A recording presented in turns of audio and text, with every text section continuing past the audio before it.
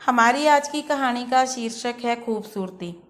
अरे रानी, एक तो तुम सांवली, ऊपर से ये काली साड़ी अच्छी दिखेगी क्या तुम्हारे ऊपर? पहले ही तुम्हारे रंग को देखकर लोग ताना मारते हैं। पूरब रानी को बोला। तभी पूरब की माँ बोली, देखो ना पूरब, मैं बोलती तो कहती, सास बोलती है हमेशा। ऐसा लगता है जैसे कौए को काला टीका लगाया हो। पति और सास का बोलना सुनकर रानी जरा उदास हो गई। रानी काली नहीं थी, नाक नक्श की सुंदर, बस सांवले रंग की थी। पर पति और सास रंग को लेकर रानी को हमेशा ही ताना मारते थे। क्या करता पूरब भी, वह गोरा और रानी सांवली, लोगों का क्या। वो तो नाम रखने में पीएचडी होते हैं। ब्लैक और वाइट जोड़ी बोलते थे दोनों को। पूरब का मन वैसे साफ था। रानी को अगर कोई कलर को लेकर बोलता तो उसे जरा भी अच्छा नहीं लगता था, इसलिए वह भी थोड़ा बोल देता था ताकि वह जिद ना करे। लेकिन वह जब वह बोलता था तो उसे इस बात का पछतावा होता था। उसकी माँ घर में हमेशा कड़वाहट रखती थी, आज भी वैसे ही हुआ। घर में उत्सव के माहौल में सुबह जब सास ने रानी से बात की तो वह थोड़ी घबराई हुई थी। उसका चेहरा भी शांत था।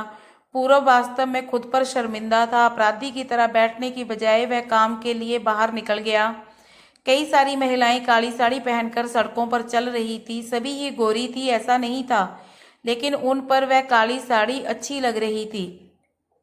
पूरब काम की जगह पर गया। उसका बचपन का दोस्त विक्की और उसका पूरा परिवार साथ में था। जान पहचान हुई तभी पीठ के पीछे से विक्की की पत्नी आई।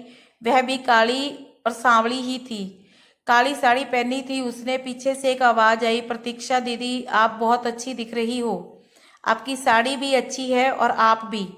प्रतीक्षा के चेहरे पर खुशी आई, उससे ज्यादा विक्की खुश हो गया था। पूरब विक्की को कौतूहल से देख रहा था। विक्की ने वह देखा और जाना। वो पूरब के सवालों को हल करना चाहता था। विक्की ने पूरब से सीधे ही पूछ लिया, पूछो तुम्हारे मन में जो भी है, मैं तुम्हें उसका उत्तर देने के लिए तैयार हूँ। पूरब पहले हड़बड़ाया और वह बोलने लगा कि नहीं नहीं, ऐसा कुछ भी नहीं है। विक्की ने पूरब से कहा, तुम मुझे नहीं जानते क्या? मैं लोगों का मन कितने अच्छे से पढ़ सकता हूँ। तुम तो मेरे बचपन के मित्र हो। तुम्हारे मन की बात भला मुझसे कैसे छिपी रह सकती है? विक्की आगे बोला, चलो ठीक है, तुम्हारा सवाल भी मैं ही बता देता हूँ। तुम यही सोच रहे हो ना कि मेरी पत्नी जो काले रंग वाली है और आज उसने काली साड़ी पहन रखी है, फिर भी वह और मैं इतना खुश कैसे हैं? पूरब सब कुछ शांति से सुन रहा था और कुछ भी बोल नहीं पा रहा था। विक्की बोला, काला रंग ऐसा है जिसमें दुनिया का कोई भी रंग मिला दे वह कभी नहीं बदलता। जाने कि किसी और रंग की संगत में वह अपना अस्तित्व कभी भी नहीं छोड़ता। इसी प्रकार प्रतीक्षा भी दिल से एकदम उस कलर के जैसी है, कभी भी रंगीन ना होने वाली लड़की है। वह अपनी मर्जी से जिए, यही मुझे लगता है। मैं उसे हमेशा खुश देखना चाहता हूँ। लोगों का क्या, ये तो बैठे ही हैं भला बुरा बोलने के लिए। गोरी औरत रही हो तो छिपकली बोल देते हैं, काली हो तो चूहा या कौवा बोल देते हैं। क्या क्या नहीं बोल देते लोग। ताना मारने वाले मारते रहें, हमें हमेशा खुश रहना चाहिए। वह मैं अब कर ही रहा हूँ। वो सुबह मुझे बोली, मैं कैसी दिख रही हूँ? अच्छी लग रही हूँ। तुम ऐसा बोलने पर उसके चेहरे पर वह कॉलगेट स्माइल देखकर मुझे सकारात्मक ऊर्जा मिली। घर से बाहर निकले तो सभी बोलने लगे कि अच्छी लग रही हो भाभी। हम दोनों ने अच्छे मन से ये बात सोची, कोई ना कोई ताना मारने के लिए बोला ही होगा ना, उस वजह से जीने की दिशा क्यों बदलें? पूरब को उसके घर का सुबह का माहौल याद आया। वह खुद पर ही चिढ़ गया। उसे लगा कि वो सचमुच में गलत था।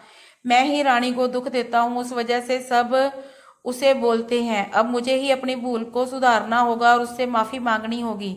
उसने हंसते हुए विक्की को अलविदा कहा। अपना काम निपटाकर वह एक साड़ी की दुकान पर गया।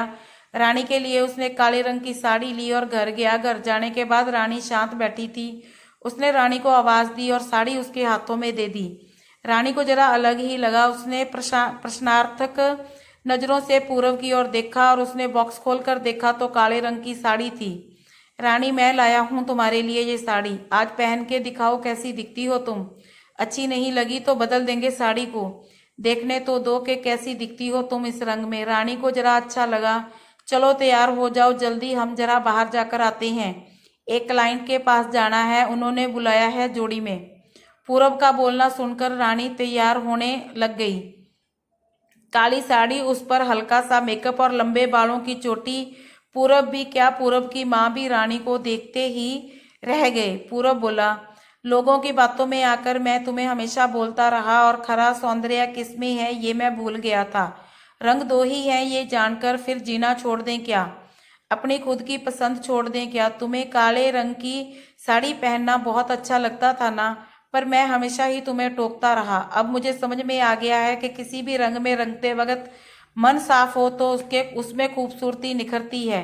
तुम चाहती हो वैसे ही जियो, मैं कभी भी तुम्हें नहीं बोलूंगा। और हाँ, सचमुच सुंदर दिखती हो तुम, तुम्हारे रंग पर अच्छा खिलता है ये काला रंग। रानी के चेहरे की लाली और भी ज्यादा बढ़ गई ये बात सुनकर। खूबसूरत होने के लिए खूबसूरत दिखना जरूरी नहीं है, बल्कि खूबसूरत सोच होना जरूरी है। इंसान का अगर मन सुंदर है तो इससे कोई फर्क नहीं पड़ता कि वह किस रंग का है।